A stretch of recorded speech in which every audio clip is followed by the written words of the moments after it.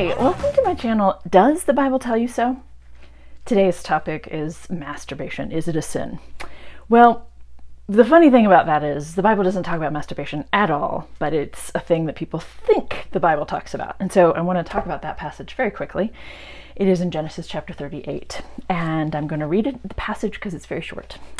It happened at that time that Judah went down from his brothers and settled near a certain Adullamite whose name was Hira. There Judah saw the daughter of a certain Canaanite whose name was Shua.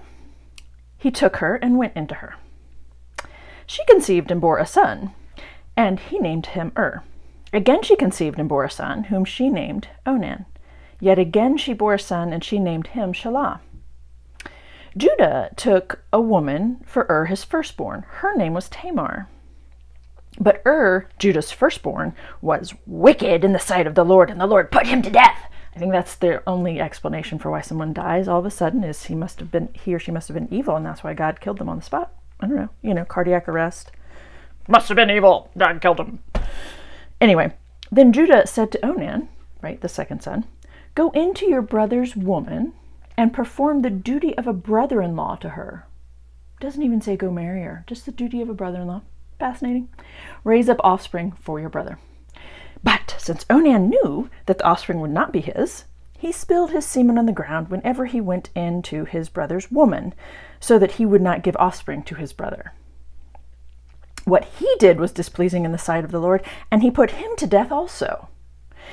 The debate is which part of this is God angry at? Is it that he spilled his semen, wasting it, right? The ancient thought about, there's plenty more where that came from. It's weird to me, people talk about wasting semen. But is it that he was wasteful, or is it that he was being greedy and wasn't willing to give his brother children, and this is an inheritance issue, and so if he doesn't give them children, then they come to him, or whatever. I think the latter makes more sense. But anyway, and then Judah said to the woman who'd been married to his first child, "Remain a widow in your father's house until my..." So this story gets really interesting too, if you're interested into reading really interesting biblical stories. The point here, though, is I'd encourage you to go look up the word onanism, O-N-A-N-I-S-M, in a dictionary and see what it says. Because most dictionaries, online at least, will say masturbation is the first definition, and then it might say second or third, coitus interruptus, which is what this is. But this is the passage. If you know of someone who was told that masturbation is a sin and God will kill you for it, to put the literally fear of God in people, this is the story they get it from. It's not what's going on, right? Masturbation can be a very helpful release.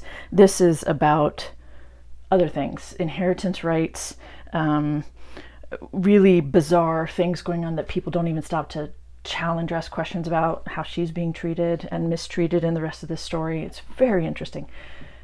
But that's it. In terms of masturbation and the Bible, that's it. It's just not a thing. Some food for thought, I guess. See you next time.